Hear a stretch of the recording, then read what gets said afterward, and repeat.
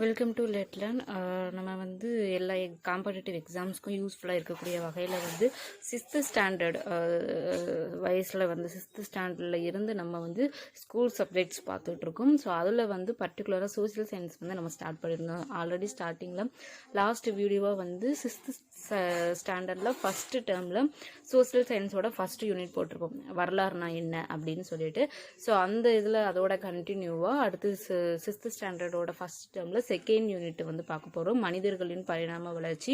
So இதில் வந்து மனிதர்கள் எப்படியெல்லாம் உருவாக ஆரம்பித்தாங்க, அவங்க பயன்படுத்திய பொருட்கள், அவங்களோட வாழ்க்கை முறைகள், இந்த மாதிரி வந்து அவங்களோட அந்த மனிதர்கள் உருவாக ஆரம்பித்ததில் இருந்து அவங்களோட பழக்க வழக்கங்கள் எல்லாத்தையுமே வந்து கால வருஷப்படி ஒவ்வொன்றையும் வந்து இந்த யூனிட்டில் பார்க்க போகிறோம். ஸோ இதுவுமே வந்து நம்ம ஃபுல்லாக ஒரு எக்ஸ்ப்ளனேஷன் வீடியோ மாதிரி தான். ஏன்னா நம்ம இது வந்து ஒரு லெசனாக புரிகிறதுக்கு, ஒரு ரிவ்யூ மாதிரி யூஸ் பண்ணுறதுக்காகவும், ஒரு ரிவிஷன் மாதிரி யூஸ் பண்ணுறதுக்காகவும் இந்த மாதிரி வீடியோஸ் வந்து ரொம்பவே ஹெல்ப்ஃபுல்லாக இருக்கும். ஸோ இது வந்து பர்டிகுலர் டிஎன் டெட், டிஎன்பிஎஸ்சி இந்த எக்ஸாம்ஸ்மே வந்து ரொம்ப யூஸ்ஃபுல்லாக இருக்கும். ஸோ வீடியோ பார்க்குறவங்க நம்மளோட சேனலை சப்ஸ்கிரைப் பண்ணிக்கோங்க. சப்ஸ்கிரைப் பண்ணிவிட்டு பக்கத்தில் இருக்கிற பெல் ஐக்கானையும் கிளிக் பண்ணி அதில் ஆல் அப்படின்ற ஆப்ஷனையும் செலக்ட் பண்ணிக்கோங்க. வீடியோ பார்க்குறவங்க வந்து ஃபுல்லாக பாருங்கள், ஸ்கிப் பண்ணாமல் பாருங்கள்.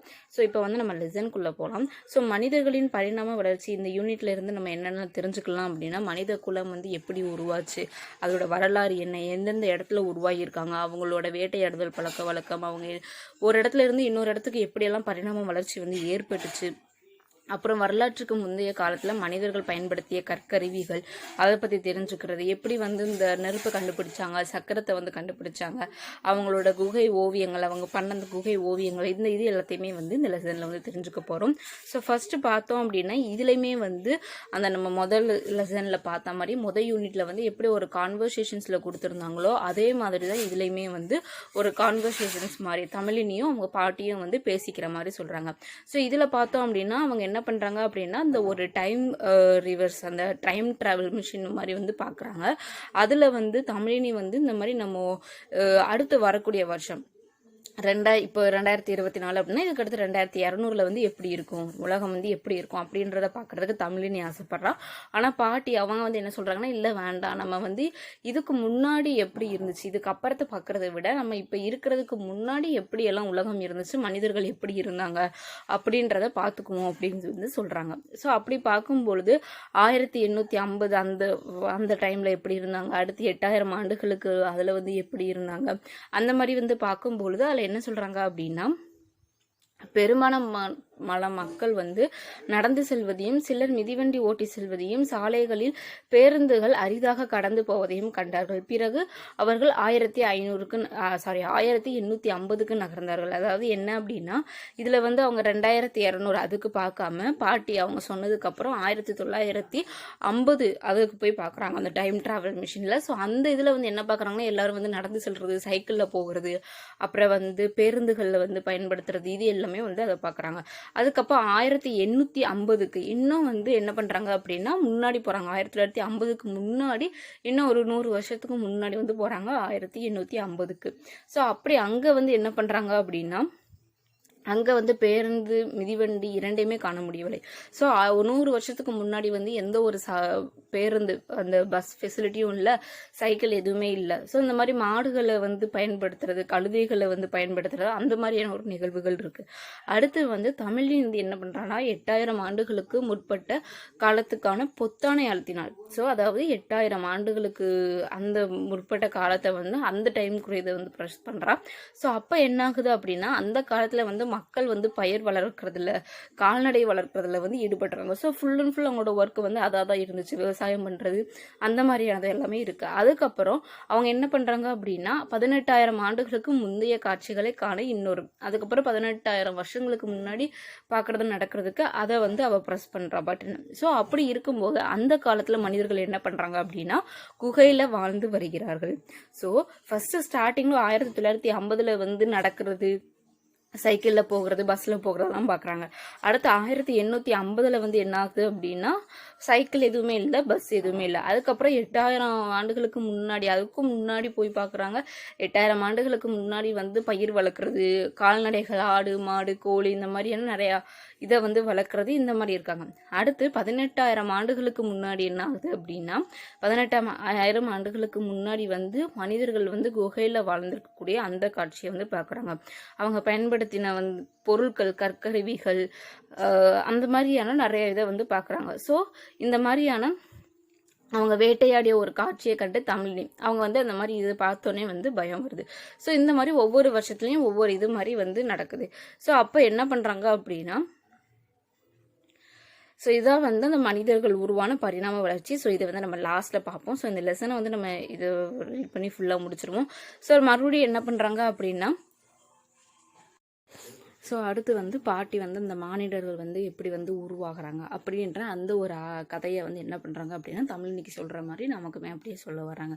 ஸோ அதில் வந்து மானுடவியலாளர்கள் கிழக்கு ஆப்பிரிக்காவில் உள்ள தான்சானியா அப்படின்ற இடத்துல கிடைத்த சில மனித காலடி தடங்களை உலகின் பார்வைக்கு கொண்டு வந்தார்கள். ஸோ அந்த மானுடவியலாளர்கள் அவங்க வந்து என்ன பண்ணுறாங்க அப்படின்னா அவங்க எல்லாருமே வந்து கிழக்கு ஆப்பிரிக்காவில் இருக்கக்கூடிய தான்சானியா அப்படின்ற இடத்துல, ஸோ இதுவுமே வந்து ஒரு இம்பார்ட்டண்டான பாயிண்ட், நோட் பண்ணிக்கோங்க. ஸோ எங்கேருந்து அந்த ஒரு அவங்களுக்கு காலடி தடங்கள் கிடைக்கும் அப்படின்னா கிழக்கு ஆப்பிரிக்காவில் இருக்கக்கூடிய தான்சானியா அப்படின்ற இடத்துல வந்து சில மனித காலடி தடங்கள் வந்து இருந்திருக்கு. அதை வந்து அவங்க உலகத்துக்கு வந்து வெளிக்கொண்டு வந்திருக்காங்க. யாரு அப்படின்னா மானுடவியலாளர்கள். ஸோ அதுக்கப்புறம் என்ன பண்றாங்க அப்படின்னா கல் படுகைகளில் பதித்திருந்த அந்த தடங்கள் அதுவரை மண்ணில் புதைந்து கிடந்தன. ஸோ அந்த கல் படுகைகளில் பதிஞ்சிருந்த அந்த காலடி தடங்கள் வந்து முன்னாடி எதுல இருந்துச்சு அப்படின்னா இதுல மண்ணில் வந்து புதைஞ்சு கிடந்தது. அவை கதிரியக்க கார்பன் பகுப்பாய்வுக்கு உட்படுத்தப்பட்டன. ஸோ அதை வந்து என்ன பண்றாங்க அப்படின்னா கதிரியக்க கார்பன் பகுப்பாய்வுக்கு வந்து உட்படுத்துறாங்க. ஸோ அதுல இருந்து என்ன பண்றாங்க அப்படின்னா மானுடவியலர்கள் வந்து அந்த காலடி தடங்கள் 3.5 மில்லியன் ஆண்டுகளுக்கு பழமையானவை என்று கண்டறிந்தார்கள். ஸோ அப்போ அந்த ஆப்பிரிக்காவில் வந்து கிழக்கு ஆப்பிரிக்காவில் தான்சானியான்ற இடத்துல இருந்து கிடைச்ச அந்த காலடி தடங்களை வந்து அவங்க அந்த கதிரியக்க ஆய்வுக்கு அப்புறம் என்ன பண்ணுறாங்க அப்படின்னா அதை உட்படுத்துறதுக்கு அப்புறம் அது எந்த காலத்தில் இருந்தக்கூடியது அப்படின்னு சொல்லியிருக்காங்கன்னா 3.5 மில்லியன் ஆண்டுகளுக்கு பழமையான காலடி தடங்கள் அப்படின்றது சொல்லியிருக்காங்க. ஸோ இது ஒரு இம்பார்ட்டன்ட் பாயிண்ட், இதையும் நோட் பண்ணி வச்சுக்கோங்க. ஸோ அதுக்கப்புறம் இயற்கையில் ஏதேனும் ஒரு திடீர் மாற்றம் நிகழும் பொழுது உயிரினங்கள் அந்த மாற்றத்திற்கு ஏற்ப தங்களை தகவமைத்து கொண்டு உயிர் பிழைக்கின்றன. ஸோ அப்போ இந்த மாதிரி என்ன பண்ணுறாங்க, அடுத்து என்ன சொல்கிறாங்க அப்படின்னா இயற்கையில் நம்மளோட சுற்றுச்சூழலில் ஏதாவது ஒரு மாற்றம் வரும்பொழுது அதில் வாழக்கூடிய உயிரினங்கள் தன்னோட உடலில் வந்து சில தகவமைப்புகளை மாற்றிக்கொண்டு அதுக்கு ஏற்ற மாதிரி வாழும். ஸோ இந்த மாதிரி மனிதர்கள் காலத்துக்கு அப்போ அந்த மாதிரி எல்லா உயிர்களும் வாழும் பொழுது மனிதர்களும் காலத்துக்கு ஏற்ற மாதிரி என்ன பண்ணுறாங்க அப்படின்னா பல மில்லியன் ஆண்டுகளாக தங்களை தகவமைத்து கொண்டு பரிணாம வளர்ச்சி அடைந்துள்ளனர். ஸோ மனிதரோட பரிணாம வளர்ச்சின்றது என்ன அப்படின்றத ஒரு இதாக கொடுத்துருக்காங்க. எப்படி வந்து ஒரு இயற்கையில் ஒரு மாற்றம் ஏற்படும் பொழுது அதற்கு ஏற்றாமல் அந்த இயற்கையில் இருக்கக்கூடிய எல்லா உயிரினங்களும் தன்னோட உடலை வந்து தகவமைத்து கொள்கிறார்களோ அதே மாதிரி மனிதர்களும் பல்வேறு காலத்துக்கு ஏற்ற மாதிரி என்ன பண்ணுறாங்க அப்படின்னா வாழக்கூடிய இடங்கள்ல வந்து தங்களை தகவமைத்துக் கொள்கிறார்கள். ஸோ அதான் வந்து என்ன அப்படின்னா அவங்களோட பரிணாம வளர்ச்சி அப்படின்றத சொல்றோம். அவங்க அடையக்கூடிய பரிணாம வளர்ச்சி அப்படின்றத சொல்றோம். ஸோ அப்புறம் இதுக்கப்புறம் என்ன ஆகுது அப்படின்னா தமிழினி பாட்டிட்டு என்ன கேட்குறான்னா இதை வந்து இன்னும் விளக்கமாக கொடுங்க, இதை பற்றி வந்து இன்னும் டீட்டெயில்டாக வந்து சொல்லுங்க அப்படின்றாங்க. ஸோ அப்போ பாட்டி வந்து என்ன சொல்கிறாங்க அப்படின்னா மனித இனம் மாறுதல் அடைந்து ஒரு மேம்பட்ட கட்டத்தை நோக்கி வளர்ச்சி அடைவதே பரிணாமம் ஆகும். ஸோ பரிணாமம்ன்றது என்ன அப்படின்னா மனித இனம் வந்து இன்னும் மாறுதல் அடைஞ்சு ஒரு மேம்பட்ட கட்டத்தை அதுக்கு ஏற்ற அந்த பகுத்தறிவு அந்த மாதிரி சொல்கிறோம். ஸோ அந்த மேம்பட்ட கட்டத்தை வந்து நோக்கி வளர்ச்சி அடையக்கூடிய அந்த நிலை தான் பரிணாமம் அப்படின்னு வந்து சொல்கிறாங்க. ஸோ தற்கால மனிதன் எப்படி பரிணாம வளர்ச்சி, ஸோ அப்போ அந்த மாதிரியான மனிதர்கள் வந்து பரிணாமம் அடைகிறாங்க அப்படின்னா இப்போ இருக்கக்கூடிய மனிதர்கள் எப்படி வந்து பரிணாம வளர்ச்சி அடைஞ்சாங்க அப்படின்றத பார்ப்போம்னு சொல்லிட்டு சொல்கிறாங்க. ஸோ இதில் என்ன அப்படின்னா அதை 3 இதாக சொல்கிறாங்க. அந்த பரிணாம வளர்ச்சியை வந்து 3 இதாக சொல்கிறாங்க. ஃபர்ஸ்ட் இது என்ன அப்படின்னா நிமிர்ந்த நிலை மற்றும் இரு கால்களை பயன்படுத்தி நடப்பது. நம்ம நிமிர்ந்து நின்று நம்மளோட 2 கால்களையும் பயன்படுத்தி நடக்கிறது ஒன்று. ரெண்டாவது என்ன அப்படின்னா பொருட்களை இறுக பற்றுவதற்கு வசதியான கட்டை விரலில் ஏற்பட்ட மாற்றங்கள். நம்மளோட கட்டை விரலில் வந்து ஏதாவது ஒரு பொருளையோ எதையாவது நம்ம பிடிச்சி இழுக்கிறதுக்கோ அதில் போடக்கூடிய நம்மளோட ப்ரெஷர். அடுத்து நம்மளோட மூளை வளர்ச்சி. ஸோ இந்த மூணையும் வச்சு தான் என்ன சொல்கிறாங்க அப்படின்னா மனிதர்கள் வந்து இந்த மாதிரி பரிணாமம் அடைஞ்சிருக்கான் அப்படின்றத பாட்டி வந்து சொல்கிறாங்க. ஸோ அடுத்து வந்து இன்னும் என்ன டீட்டெயிலாக சொல்கிறாங்க அப்படின்னா அந்த மனிதர்கள் வந்து எப்படி வர்றாங்கன்றது. கிழக்கு ஆப்பிரிக்காவில் இருந்து இடம்பெயர்ந்த ஹோமோசேபியன்ஸ். ஸோ இது எல்லாமே வந்து சயின்ஸ்லையுமே வரும். ஸோ எங்கேருந்து வந்து அந்த மனிதர்கள் உருவாக ஆரம்பிக்கிறாங்க அப்படின்னா நோட் பண்ணிக்கோங்க. கிழக்கு ஆப்பிரிக்காவில் இருந்து இடம்பெயர்ந்த ஹோமோசேபியன்ஸ் உலகின் வெவ்வேறு பகுதிகளில் குடியேறினார்கள். அவர்கள் வாழ்ந்த சூழலுக்கு தகுந்தபடி அவர்களின் வாழ்க்கை முறை மாறுபட்டது. ஸோ இந்த மாதிரி கிழக்கு ஆப்பிரிக்கால இருந்து ஹோமோசேபியன்ஸ் வந்து உலகத்தில் இருக்கக்கூடிய பல்வேறு இடங்களுக்கு போகிறாங்க. ஸோ அந்த இடங்கள்ல அவங்க வாழக்கூடிய சூழலுக்கு என்ன ஏற்ற மாதிரி அவங்க என்ன பண்ணுறாங்கன்னா அவங்களோட வாழ்க்கை முறையுமே வந்து என்ன ஆகுதுன்னா மாறுது. ஸோ வாழும் இடத்தின் வானிலை, காலநிலை, ஸோ அப்போ அந்த மாதிரி அவங்களோட வாழ்க்கை முறை வாழும் பொழுது அவங்களோட வாழக்கூடிய இடத்தோட வானிலை, காலநிலை மற்றும் இயல்பு ஆகியவற்றின் அடிப்படையில் அவங்களோட உடலமைப்பு, அவங்களோட தோலோட அமைப்பு, நிறம் எல்லாமே என்னாகுது அப்படின்னா வேறுபடுது. இதனால் வெவ்வேறு இனங்கள் தோன்றின. மனிதர்கள்ட்ட வந்து நிறைய இனங்கள் காமனாக வந்து நிறைய இனங்கள் வந்து தோன்றுது. ஒவ்வொரு இனமும் வழித்தோன்றல்களை உருவாக்கியது. ஸோ அந்த மாதிரி பல்வேறு இடங்களில் வந்து பல்வேறு இனங்கள் வந்து உருவாகும் பொழுது அதோட வழித்தோன்றல்களுமே என்னாச்சு அப்படின்னா உருவாகுச்சு. மக்களோட தொகைமை வந்து அதிகரித்ததுன்னு சொல்றாங்க. ஸோ எப்படி வந்து அந்த மனிதர்கள் உருவாகுறாங்க அப்படின்னா ஃபர்ஸ்ட் ஸ்டார்டிங்ல ஹோமோசேபியன்ஸ் அவங்கள இருந்து வந்து வர ஆரம்பிக்கிறாங்க. ஸோ நெக்ஸ்ட் வந்து இதை வந்து தமிழினி வந்து பாராட்டி சொல்கிறேன். ஸோ அதுக்கப்புறம் பாட்டி என்ன சொல்கிறாங்க அப்படின்னா ஹோமோசேபியன்ஸ் வந்து எப்படி வேட்டையிடுறதுல சேகரிப்புலையும் வந்து ஈடுபட்டார்கள் அப்படின்றது. ஸோ அவங்க வேட்டை பண்ணுறது எப்படி வந்து உணவுப் பொருட்களெல்லாம் சேகரித்து வச்சாங்க அப்படின்றத சொல்கிறாங்க. ஸோ அதை நம்ம பார்க்கலாம். ஸோ பல மில்லியன் ஆண்டுகளுக்கு முன்னால் நம் முன்னோர்கள் அலைந்து திரிபவர்களாகவே இருந்தார்கள். ஸோ நம்மளோட முன்னாடி பழைய வருஷங்கள் எல்லாம் நம்மளோட முன்னோர்கள் அங்கே அந்த காலத்தில் இருந்த மக்கள் எல்லாமே வந்து ஃபுல்லாக சுற்றிட்டே இருக்கிற மாதிரி தான் இருக்காங்க. அவர்கள் குழுக்களாக மரம், குகை அல்லது மலையடிவாரத்தில் தங்கினார்கள். ஒவ்வொரு குழுவிலும் எவ்வளோ பேர் இருப்பாங்க அப்படின்னா ஒவ்வொரு குழுவிலும் வந்து 30 முதல் 40 பேர் இருந்தார்கள். தங்களின் உணவு தேவையை பூர்த்தி செய்து கொள்ள வேட்டையாட ஆரம்பித்தனர். ஸோ எதுக்காக வேட்டையாடுறாங்க அப்படின்னா தங்களோட உணவு தேவையை வந்து பூர்த்தி செய்யறதுக்காக. ஸோ அவர்கள் உணவை தேடி நகர்ந்து கொண்டே இருந்தாங்க. ஸோ அந்த மாதிரி வந்து அவங்க உணவு தேடுறதுக்கு வேட்டையாடும் பொழுது ஒரே இடத்துல இருக்காம நிறைய இடத்துங்களுக்கு அவங்க அலைஞ்சுக்கிட்டே இருக்காங்க. ஸோ அப்படி வந்து பார்க்கும் பொழுது பன்றி, மான், காட்டெருமை, காண்டாமிருகம், யானை, கரடி போன்ற இந்த விலங்குகள் எல்லாத்தையுமே என்ன பண்றாங்க அப்படின்னா வேட்டையாடுறாங்க. ஸோ புலி போன்ற விலங்குகளால் கொல்லப்பட்ட விலங்குகளின் இறைச்சியையும் அவர்களுடைய அவங்க வேட்டையாடினது மட்டும் கிடையாம புலி, சிங்கம் இந்த மாதிரியான ஒரு சில விலங்குகளால் கொல்லப்பட்டு ஒரு சில இறைச்சிகள் வந்து என்ன இருக்கும் அப்படின்னா மீதம் இருக்கும். ஸோ அதையுமே வந்து அவங்க உண்டு சாப்பிட்டுருக்காங்க. அடுத்து வந்து மீன் பிடிக்கவும் அவர்கள் கற்றுக்கொண்டார்கள். மீன் பிடிக்கிறதுக்குமே கற்றுக்கொண்டிருக்காங்க. அது மட்டும் இல்லாமல் தேன் எடுப்பது, பழம் பறிப்பது, கிழங்குகளை வந்து அகழ்ந்தெடுப்பது, இந்த மாதிரி நிறைய விஷயங்களையும் அவங்க என்ன ஆயிருக்காங்க அப்படின்னா இன்வால்வ் ஆயிருக்காங்க. ஸோ இந்த மாதிரி நிறைய ஒர்க்ஸ் வந்து பண்ணியிருக்காங்க அவங்க வந்து ஒரே இடத்துல இருக்காம.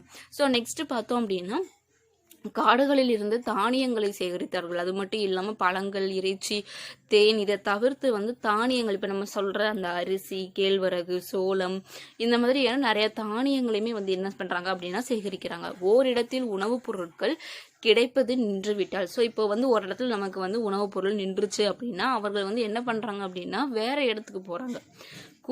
குளிரிலிருந்து தங்களை பாதுகாத்து கொள்ள பதப்படுத்தப்பட்ட விலங்குகளின் தோல்கள்.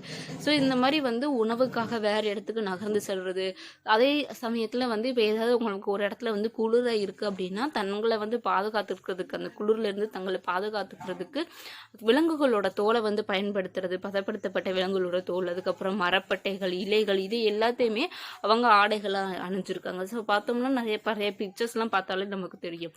ஸோ இப்போ இந்த மாதிரியான ஒரு வாழ்க்கை முறை வந்து அவங்க வாழ்ந்துட்டு இருக்காங்க. ஸோ அப்போ அது தமிழினிக்கு என்ன சொல்றாங்க அப்படின்னா ஆதி மனிதர்களின் வேட்டை கருவிகள் பற்றி சொல்ல போறாங்க பாட்டி வந்து தமிழினிக்கு.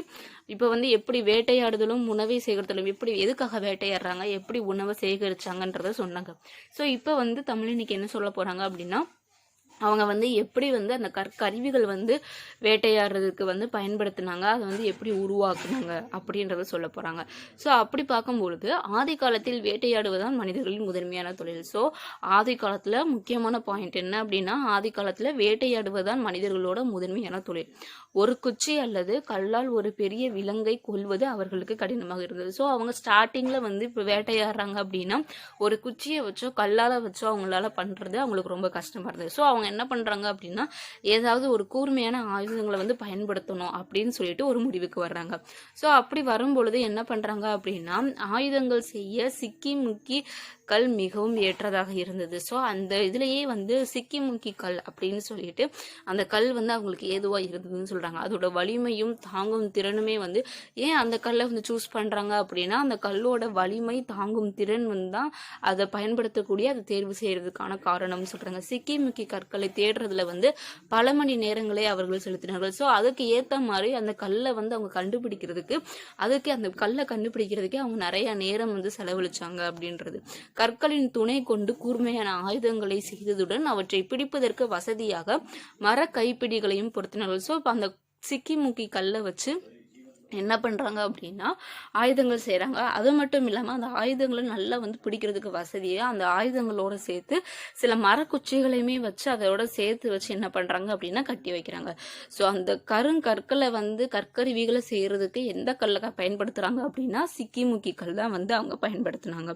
ஸோ இந்த பிக்சரில் பார்த்தாலே தெரியும் உங்களுக்கு அந்த கல் வந்து எப்படி இருக்குது, கருவிகளும் கற்கருவிகளும் ஆயுதங்களும் அப்படின்றதுல. ஸோ அதுக்கப்புறம் தமிழின் என்ன கேட்காங்க அப்படின்னா முன்னோர்கள் வந்து கோடாரிகள் எப்படி பயன்படுத்துறாங்கன்னு கேட்குறாங்க. ஸோ அப்போ அதுக்கு பாட்டி என்ன சொல்றாங்க அப்படின்னா முன்னோர்கள் வந்து அந்த கோடாரி அப்படின்றத எதுக்கு பயன்படுத்தியிருக்காங்க அப்படின்னா மரம் வெட்டுறதுக்கு, மரக்கிளைகளை வந்து நீக்கிறதுக்கு, குழி தோன்றதுக்கு, விலங்குகளை வந்து வேட்டையாடுறதுக்கு, விலங்குகளோட தோலை வந்து உரிக்கிறதுக்கு, இந்த மாதிரி எல்லாத்துக்குமே வந்து கோடாரியை வந்து பயன்படுத்தியிருக்காங்க. ஸோ அடுத்து பாட்டி வந்து என்ன சொல்றாங்க அப்படின்னா கற்கருவிகளை உருவாக்கியதற்கு அடுத்த கட்டம் என்னவென்று தெரியுமா? அதாவது அந்த கற்கருவிகளை வந்து உருவாக்கியதற்கு அடுத்த ஒரு கட்டம், அடுத்த ஒரு காரணம் என்ன, அந்த மாதிரி வந்து கேட்டிருக்காங்க. அதாவது அதுக்கடுத்து அவங்க என்ன பண்ணாங்க, அந்த கற்கருவிகளை உருவாக்கினதுக்கு அப்புறம் என்ன பண்ணாங்க அப்படின்றத வந்து சொல்ல போறாங்க. ஸோ அதுக்கப்புறம் என்ன பண்றாங்க அப்படின்னா நெருப்பின் பயன்பாட்டை கண்டறிந்தார்கள். ஸோ ஃபஸ்ட்டு வந்து என்ன பண்ணியிருக்காங்கன்னா கற்கருவி கண்டுபிடிச்சிருக்காங்க. அதுக்கப்புறம் என்ன பண்ணியிருக்காங்க அப்படின்னா நெருப்போட பயன்பாட்டை கண்டுபிடிச்சிருக்காங்க. தொடக்கத்தில் மனிதர்கள் வந்து நெருப்பையும் மின்னலையும் கண்டு பயந்தாங்க. ஸ்டார்டிங்கில் வந்து மனிதர்கள் வந்து அந்த நெருப்பு மின்னல் எல்லாம் பார்த்து பயந்துருக்காங்க. அதுக்கப்புறம் மின்னல் தோன்றிய நெருப்பில் சிக்கி காட்டு விலங்குகள் இறந்திருக்கலாம். அது மட்டும் இல்லாமல் அது பயந்தாங்க அப்படின்றப்போ எதுக்காக இருக்கலாம் அப்படின்னா மின்னலால் தோன்றிய அந்த நெருப்பில், ஏன்னா காட்டு பகுதியிலன்றப்போ அந்த மின்னல் வரும்பொழுது ஒவ்வொரு மரங்கள் உரசி அந்த காட்டு தீ ஏற்படும். ஸோ அந்த தீயில சிக்கி நிறைய காட்டு விலங்குகள் வந்து இறந்திருக்கலாம். அவர்கள் அந்த விலங்குகளின் இறைச்சியை உண்டபோது ஸோ அந்த நெருப்பில் பட்டு அந்த இறைச்சியை வந்து அவங்க சாப்பிடும் பொழுது அது வந்து மென்மையாக சுவையாக இருந்துச்சு. ஸோ இந்த நிகழ்வு வந்து என்ன பண்ணுச்சு அப்படின்னா அந்த மனிதர்களை வந்து நெருப்பை பற்றி வந்து கூடுதலாக அவங்க நல்லா தெரிஞ்சுக்கணும் அப்படின்ற ஆர்வத்தை வந்து அவங்களுக்கு தூண்டுது. ஸோ அப்போ என்ன பண்ணுறாங்க அப்படின்னா மனிதர்கள் வந்து நெருப்பை உருவாக்க சிக்கி முக்கி கல்லை பயன்படுத்தினார்கள். எப்படி கற்கருவிகளுக்கு வந்து சிக்கி முக்கி கல் பயன்படுத்தினாங்களோ அதே மாதிரி சிக்கி முக்கி கல்லை பயன்படுத்தி நெருப்பை வந்து உருவாக்கி அதை பயன்படுத்துகிறாங்க. அவர்கள் காட்டு விலங்குகளிடமிருந்து தங்களை பாதுகாக்க கொள்ளவும் சமைக்கவும் இரவில் ஒளியை உருவாக்கவும் நெருப்பு பயன்படுது. ஸோ நெருப்பு அவங்களுக்கு எதுக்காகலாம் பயன்படுது அப்படின்னா இரவு நேரத்தில் வந்து அவங்களுக்கு ஒளியை தர்றதுக்கு, சமைக்கிறதுக்கு, அப்புறம் காட்டு விலங்குகள்ல இருந்து அவங்கள காப்பாற்றுறதுக்கு எதுக்காக மாதிரி எல்லாமே அவங்களுக்கு நெருப்பு வந்து பயன்படுது. ஸோ அடுத்து வந்து என்ன சொல்ல போறீங்க அப்படின்னு கேட்க போறாங்க. அடுத்து என்ன? ஸோ வேட்டையாடுறது, கற்கருவிகள் பற்றி தெரிஞ்சுக்கிட்டாங்க.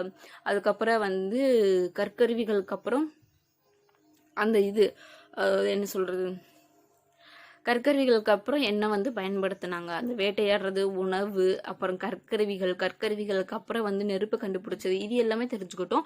ஸோ அடுத்து என்ன தெரிஞ்சுக்க போகிறோம் அப்படின்னு சொல்லிட்டு தமிழனி கேட்க. ஸோ பாட்டி அதுக்கப்புறம் என்ன சொல்கிறாங்க அப்படின்னா எப்படி வந்து ஆதிமனிதன் இது எல்லாத்தையும் கண்டுபிடிச்சானோ அதுக்கப்புறம் வந்து அவன் எப்படி சக்கரம் கண்டுபிடித்தான் அப்படின்றத வந்து சொல்ல போகிறாங்க. ஸோ மனிதர்கள் தங்கள் புலனறிவாலும் சிந்தனையாலும் அனுபவத்தாலும் உருவாக்கிய சிறந்த அறிவியல் கண்டுபிடிப்புகளில் சக்கரம் ஒன்றாகும்.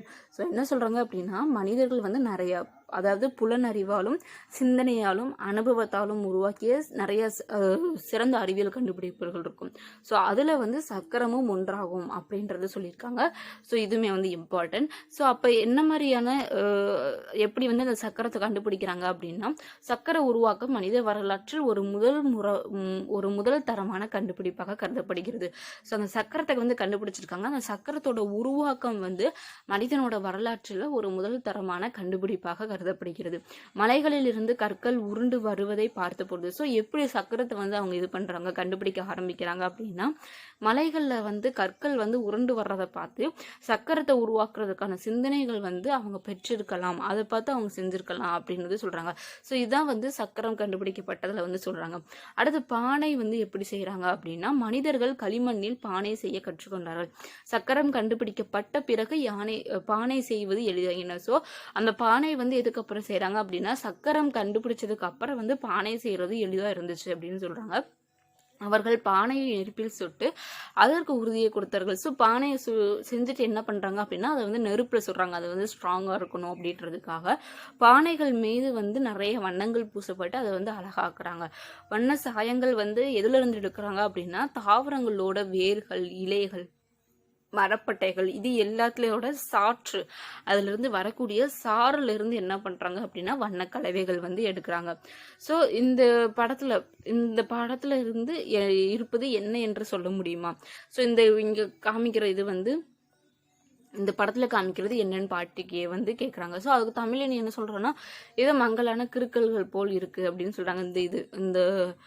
இந்த பிக்சரை வந்து கேட்காங்க. ஸோ அப்போ அதில் வந்து என்ன சொல்கிறாங்க அப்படின்னா, அது வந்து வேட்டையாடக்கூடிய அந்த குகையில் வந்து வரையக்கூடிய அந்த இது ஆண்களும் பெண்களும் பங்கு கொண்டு வேட்டையாடும் காட்சி, அந்த குகையில் வரையக்கூடிய கற்களில் வரையக்கூடிய அந்த ஓவியங்கள். ஸோ அதுக்கப்புறம் என்ன ஆகுது அப்படின்னா, அந்த குகை ஓவியங்கள் எல்லாமே அந்த பாறை ஓவியங்கள் வரப்போகுது. ஸோ அதை பற்றி சொல்ல போகிறாங்க. ஸோ அப்போ அந்த என்ன அப்படின்ற அந்த பாறை ஓவியங்கள்னா என்ன அப்படின்றத பார்க்கலாம்.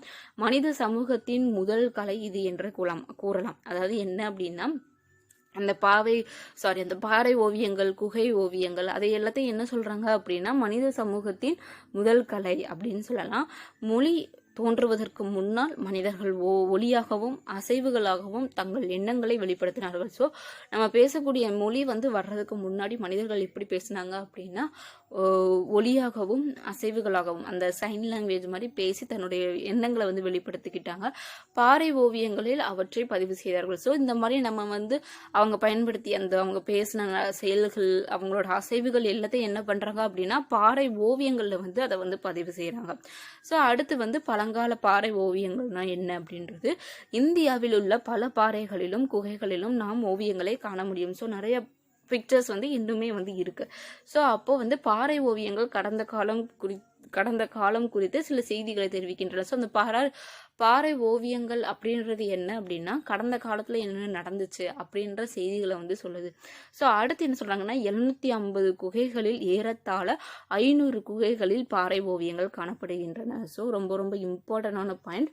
மொத்தம் அதாவது 750 குகைகள்ல வந்து ஏறத்தாழ ஒரு அப்ராக்சிமேட்டா 500 குகைகள்ல வந்து பாறை ஓவியங்கள் வந்து காணப்படுது. இன்னுமே வந்து கண்டறியப்படாத பல குகைகள் வந்து இருக்கு. இப்போதைக்கு கண்டெடுக்கப்பட்ட குகைகள்ல ஏறத்தாழ 500 குகையில வந்து அந்த பாறை ஓவியங்கள் வந்து இருக்கு. ஆண்களும் பெண்களும் வேட்டையாடுறது, நடமாடுவது, குழந்தைகள் விளையாடுவது, இந்த மாதிரியான ஓவியங்கள் வந்து அந்த பாறைகள் குகையில வந்து சித்தரிக்கப்பட்டிருக்கு. ஸோ தமிழின் என்ன கேட்குறாங்கன்னா அப்படின்னா, இந்த ஓவியங்கள் மூலமா நம்ம வந்து கடந்த கால வாழ்க்கை முறையை வந்து அறிந்து கொள்ள முடியும் இல்லை பாட்டி அப்படின்னு அந்த மாதிரி வந்து கேட்காங்க. ஸோ பாட்டியும் வந்து ஆமாம், அந்த மாதிரி வந்து பாறை ஓவியங்களில் இருந்து நம்ம வந்து தெரிஞ்சுக்க முடியும் அப்படின்னு சொல்கிறாங்க. ஸோ இந்த மாதிரியான பாறை குகை ஓவியங்கள் எல்லாமே வந்து நம்மளோட முன்னோர்களை குறித்து சொல்லக்கூடிய தகவல்கள் நமக்கு கிடைக்கிறது அப்படின்னு சொல்றாங்க. ஸோ அதுக்கப்புறம் வந்து மனிதர்கள் சென்றடைந்த அடுத்த கட்டம். ஸோ இந்த மாதிரி வந்து அதாவது என்ன சொல்றாருன்னா, வேட்டையாடுறது, உணவு சேகரிக்கிறது, கற்கருவிகள் பயன்படுத்துறது, அப்புறம் வந்து நெருப்பை கண்டுபிடிக்கிறது, சக்கரத்தை கண்டுபிடிக்கிறது, பானையை கண்டுபிடிக்கிறது, பாறை ஓவியங்கள் வந்து செய்யறது. இதுக்கப்புறம் வந்து அவங்களோட மனிதர்களோட கட்டம் எப்படி இருந்துச்சுன்னு சொல்லிட்டு தமிழினி கேட்கலாம். ஸோ பாட்டி அடுத்துக்கு என்ன சொல்றாங்கன்னா, வேட்டையாடுறதுல வந்து பல ஆபத்துக்கள் இருந்தது. மனிதர்கள் மலைப்பகுதிகளிலும் காடுகளிலும் பெருமளவு வேட்டையில் ஈடுபட்டதால் பல வகையான விலங்குகள் எண்ணிக்கையில் குறைந்து அரிதானவை ஆகின. ஸோ இந்த மாதிரி வந்து அவங்க வேட்டையாடுறது வந்து நிறைய டேஞ்சரான ஒரு விஷயம். அது மட்டும் இல்லாமல் அவங்க வேட்டையாடுறதுனால அந்த இடத்துல இருக்கக்கூடிய பல்வேறு வகையான உயிரினங்கள் வந்து என்ன ஆகுது அப்படின்னா இறந்து அது வந்து ரொம்ப கம்மியான அளவில் வந்து இருக்கிற மாதிரி இருக்குது. ஸோ அப்படி இருக்கும்பொழுது மனிதர்களுக்கு போதுமான இறைச்சி கிடைக்காததால் ஸோ அப்படி வந்து விலங்குகள் வந்து குறைய ஆரம்பிக்க அவங்களுக்கு இறைச்சி வந்து கிடைக்காததுனால அவங்க என்ன பண்ணுறாங்கன்னா, உணவுக்காக காய்களையும் பழங்களையும் வந்து தேட வேண்டிய சுச்சுவேஷன்ஸ் வந்து அவங்களுக்கு செயல்பாட்டுக்கு வருது. ஸோ அப்போ என்ன பண்ணுறாங்க அப்படின்னா, அப்போ தமிழினி கேட்குறா வந்து தாங்களே உணவை உருவாக்குவது குறித்த சிந்தனைக்கு வந்திருப்பாங்கல்ல, அப்போது அந்த மாதிரி உணவு கிடைக்கல அப்படின்னா கிடைச்சதை வச்சு தாங்களே வந்து உணவு செஞ்சுக்க முடியும் அப்படின்ற ஒரு சுச்சுவேஷனுக்கு வந்திருப்பாங்கல்ல அப்படின்னு சொல்லிட்டு கொஸ்டின் கேட்கா. ஸோ அப்போ அதில் என்ன சொல்கிறாங்க அப்படின்னா, அடுத்த ஸ்டேஜ் அவங்களுக்கு என்ன ஆகுது அப்படின்னா, அலைந்து திரியும் நிலையிலிருந்து ஸோ ஒவ்வொரு இதாக வந்து போய் போய் வந்து அவங்க தேடி தேடி வந்து சாப்பிட்றதுக்கு பதிலாக நிலையில இருந்து ஓரிடத்தில் நிலைத்து வாழும் நிலையை அடைதல். ஸோ அலைஞ்சு திரிகிறதுல இருந்து ஓரிடத்தில் நிலைச்சு வாழ்றதுல அவங்க என்ன பண்ணுறாங்க அப்படின்னு சொல்லிட்டு, ஸோ உலகின் முதல் விவசாயிகள் அதில் தான். அப்போது தனக்குத்தானே உணவு தயாரிக்க ஸ்டார்ட் பண்ண போகிறாங்க. ஸோ அதிலிருந்து என்ன ஆகுது அப்படின்னா விவசாயம் அப்படின்ற ஒன்று வருது. ஸோ அப்போ அதில் பாட்டு என்ன சொல்ல ஸ்டார்ட் பண்ணுறாங்க அப்படின்னா, சிறப்பாக சொன்னாய் அப்படின்னு சொல்லிட்டு அவர்கள் ஸோ அப்போ அதில் வந்து அவர்கள் தின்ற பழங்களின் விதைகளும் கொட்டைகளும் மண்ணில் வீசப்பட்டன. ஸோ அவங்க வந்து சாப்பிட்ட அந்த பழங்கள், அதுக்கப்புறம் அந்த சில காய்கறிகள், பழங்கள், அதோட விதைகளை வந்து என்ன பண்ணுறாங்க அப்படின்னா, விதைகளையும் கொட்டையும் வந்து மண்ணில் வந்து வீசுகிறாங்க. ஸோ அப்படி மண்ணில் வீசினதுக்கப்புறம் சில நாட்களுக்கு பிறகு அந்த விதைகள் என்ன ஆகுது அப்படின்னா முளைக்க ஆரம்பிக்குது, முளைவிட்டன. அவற்றிலிருந்து செடி வளர்வதை அவர்கள் தற்செயலாக கண்டார்கள். அனுபவத்தாலும் காரண காரியம் குறித்த அறிவாலும் அவர்கள் பயிர் வளர்ப்பு தொடர்பான அறிவை பெற்றார்கள். ஸோ அந்த மாதிரி ஒரு இதை பார்த்ததுக்கு அப்புறம் வந்து அவங்களோட அனுபவத்தால் அவங்களுக்கு தெரிஞ்ச ஒரு சில அறிவால் என்ன பண்ணுறாங்க அப்படின்னா பயிர் வளர்ப்பு அந்த பற்றின ஒரு அவங்களுக்கு ஒரு அறிவு வந்து இருக்குது. ஸோ அப்படி அவங்க பண்ணும்போது என்ன பண்ணுறாங்க அப்படின்னா, ஒற்றை விதையில் இருந்து முளைக்கும் செடி வளர்ந்து பல மடங்கு காய்களையும் கனிகளையும் வழங்கும் என்பதை அவர்கள் புரிந்து கொண்டார்கள். ஸோ அப்போ அந்த ஒத்த விதையிலிருந்து முளைக்கக்கூடிய தாவரம் அவங்களுக்கு நிறைய காய்களையும் கனிகளையும் கொடுக்கும் அப்படின்றத புரிஞ்சுக்கிட்டாங்க. அதுக்கப்புறம் ஆற்றங்கரை நிலங்களில் விழுந்து விதைகள் எளிதாக முளைவிட்டதையும் மனிதர்கள் கண்டார்கள். ஸோ ஆற்றங்கரை நிலங்கள், அந்த ஆற்றுப்படுக்கை, அது பக்கத்தில் அந்த நீர்நிலைகள் இருக்கக்கூடிய பக்கத்தில் இருக்கக்கூடிய நிலங்களில் விழுந்த விதைகள் வந்து எளிதாக சீக்கிரமாக வந்து சுலபமாக வந்து முளைவிட்டதையும் அவங்க வந்து கண்டுபிடிச்சிருக்காங்க, பார்த்துருக்காங்க, கவனிச்சிருக்காங்க. அப்போது நீர் நிறைந்த பகுதிகளில் செடிகள் விரைவாக வளரும் என்பது அப்போது அவங்களுக்கு என்னாகுது அப்படின்னா, அதை பார்த்த உடனே வந்து நீர்நிலைகள் இருக்கக்கூடிய பகுதிகளில் செடிகள் வந்து சீக்கிரமே விரைவில் வந்து வளரும் அப்படின்றது அவங்களுக்கு புரியுது. அதே மாதிரி வண்டல் மண்ணுக்குரிய நிலம் மற்ற பகுதிகளை விட செடி வளர்வதற்கு ஏற்றதாக இருந்ததை கண்டார்கள். அது மட்டும் இல்லாமல் வண்டல் மண் வந்து மற்ற நில பகுதிகளை விட செடிகள் வந்து வளர்றதுக்கு ஒரு ஏற்ற இடமா இருந்ததையும் அவங்க வந்து பார்த்துருக்காங்க. ஸோ அப்போ அந்த ஒரு விஷயத்தை வச்சு அவங்க இவ்வளோ விஷயங்களை வந்து என்ன பண்ணியிருக்காங்க அப்படின்னா, அப்போ இருந்த மனிதர்கள் வந்து கண்டுபிடிச்சிருக்காங்க. ஸோ மனிதர்கள் விதைகளையும் கொட்டைகளையும் சேகரித்து மண்ணில் விதைத்தனர். அவை இளங்கன்றாகவும் செடியாகவும் மரமாகவும் வளர்வதை அவர்கள் கண்டனர். முறையாக விதைப்பதன் மூலம் அதிக அளவு உற்பத்தியை பெற முடியும் என்பதையும் அவர்களுக்கு புரிந்தது.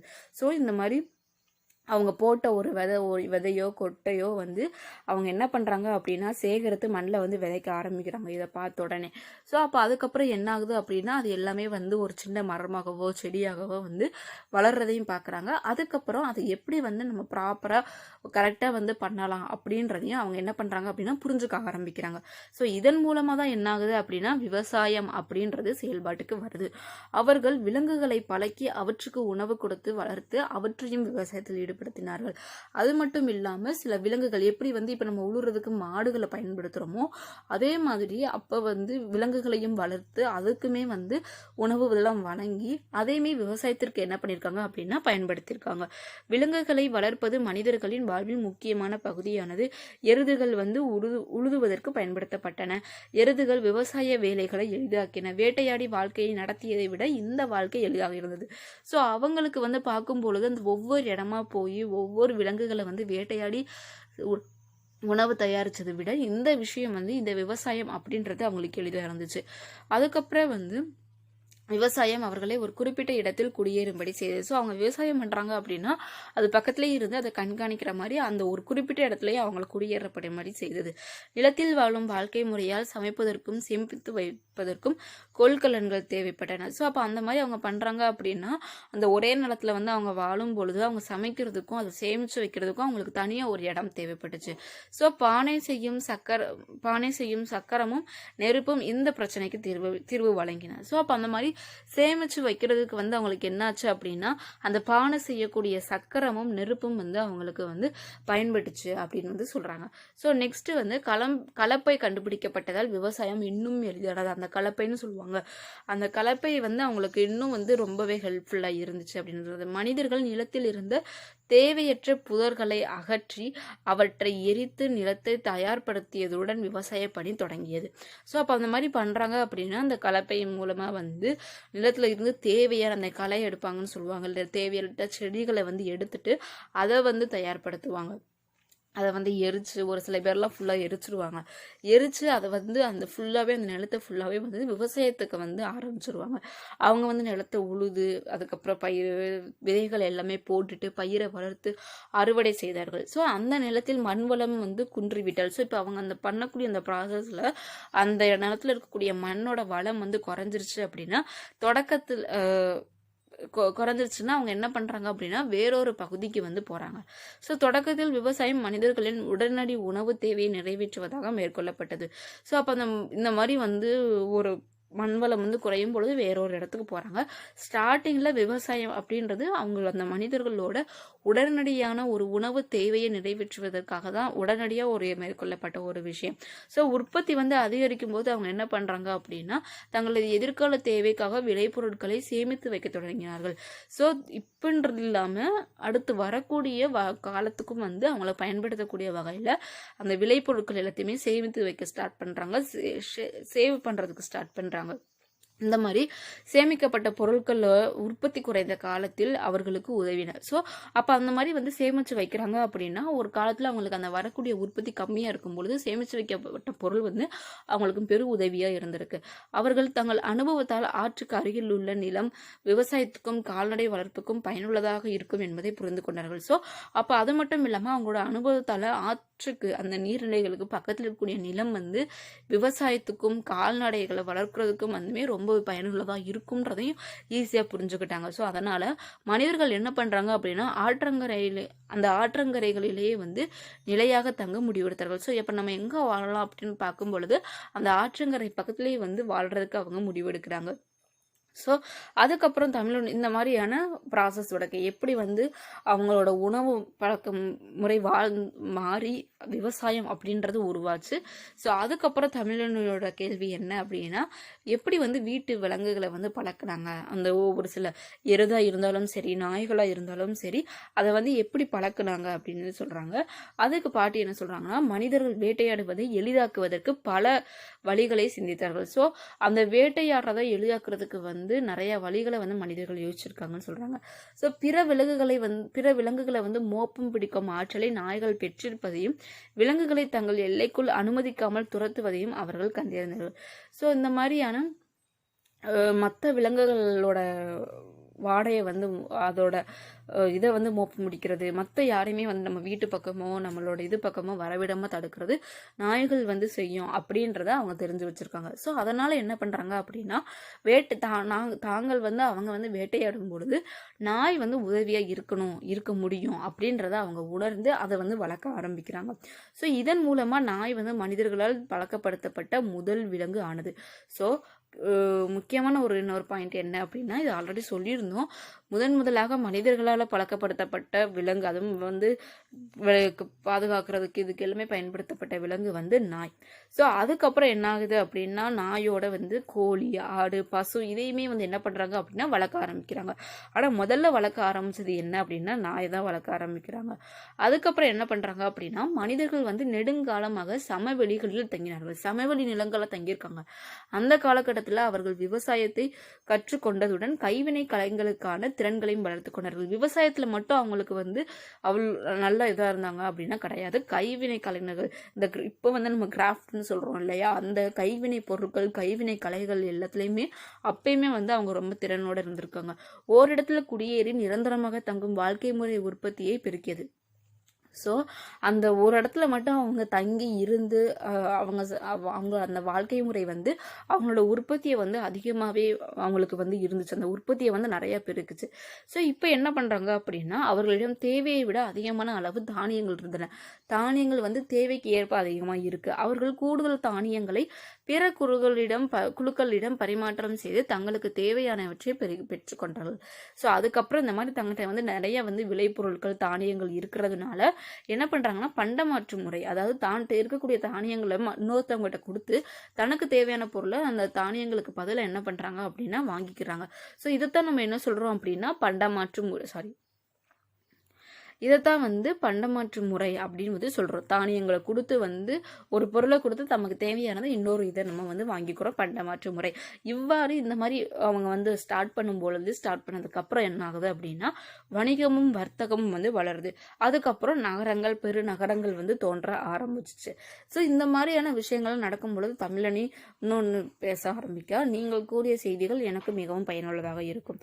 ஸோ அப்போ இந்த மாதிரி எல்லாம் பாட்டி எல்லாமே சொன்னதுக்கப்புறம் அவள் தமிழனி என்ன சொல்கிறா அப்படின்னா நான் இந்த செய்திகளையும் என் ஃப்ரெண்ட்ஸ் கிட்டையும் வந்து சொல்லுவேன் அப்படின்னு சொல்கிறா. ஸோ இது வந்து ஒரு நல்ல பழக்கம் அப்படின்னு சொல்லிட்டு பாட்டியும் வந்து என்ன பண்ணுறாங்க அப்படின்னா அவங்கள வந்து விஷ் பண்ணுறாங்க. ஸோ இதுதான் வந்து மனிதர்கள் வந்து எப்படி வந்து உருவாகியிருக்காங்க. ஸ்டார்டிங்கில் எப்படி அந்த கிழக்கு ஆப்பிரிக்காவில் ஹோமோசேப்பியன்ஸ் வந்து போய் ஒவ்வொரு இடத்துல வந்து போய் அவங்க ஒவ்வொரு இடத்துக்கு ஏற்ற மாதிரி தன்னோட உடலை வந்து தகவமைச்சுக்கிட்டு அந்த மாதிரி இருந்தாங்க. ஸோ இப்போ இதில் வந்து நம்ம என்ன பார்க்கலாம் அப்படின்னா அந்த ரோஸ் பாக்ஸஸில் வந்து ரோஸ் கலரில் ஒரு எல்லா ஒவ்வொரு பேஜ்லேயும் வந்து இம்பார்ட்டன்ஸ் இது கொடுத்துருக்காங்க. ஸோ அதை லாஸ்ட்டாக பார்க்கலான்னு சொன்னேன். ஸோ அதை இப்போ பார்த்துடலாம்.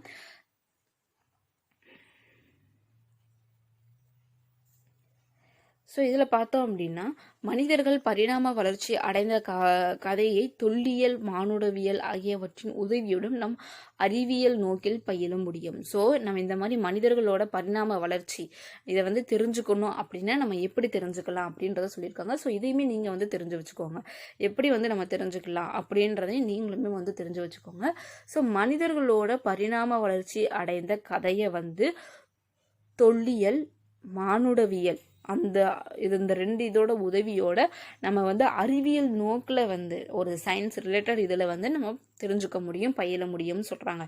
ஸோ அடுத்து வந்து இந்த இதை வந்து நான் லாஸ்ட்டில் சொல்கிறேன்.